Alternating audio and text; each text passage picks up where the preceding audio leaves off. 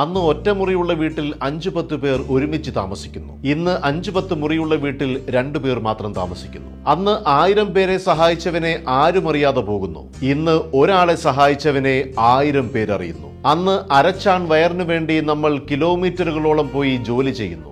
ഇന്ന് ഒരു ചാൺ വയറ് കുറയ്ക്കാനായി നമ്മൾ കിലോമീറ്ററുകളോളം നടക്കുന്നു. അന്ന് ജീവിക്കാനായി നമ്മൾ ഭക്ഷണം കഴിക്കുന്നു. ഇന്ന് ഭക്ഷണം കഴിക്കാനായി നമ്മൾ ജീവിക്കുന്നു. അന്ന് വീടിനകത്ത് ഭക്ഷണം കഴിച്ച് പുറത്ത് ടോയ്ലറ്റിൽ പോകുന്നു. ഇന്ന് പുറത്ത് ഭക്ഷണം കഴിച്ച് അകത്ത് ടോയ്ലറ്റിൽ പോകുന്നു.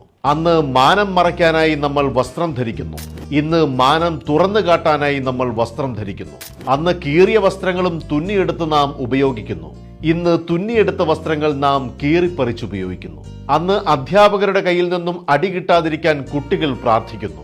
ഇന്ന് കുട്ടികളുടെ കയ്യിൽ നിന്ന് അടി കിട്ടാതിരിക്കാൻ അധ്യാപകർ പ്രാർത്ഥിക്കുന്നു. നാം പിന്നിട്ട വഴികൾ ഒന്ന് തിരിഞ്ഞു നോക്കാൻ ആരോ എഴുതിയ അർത്ഥവത്ത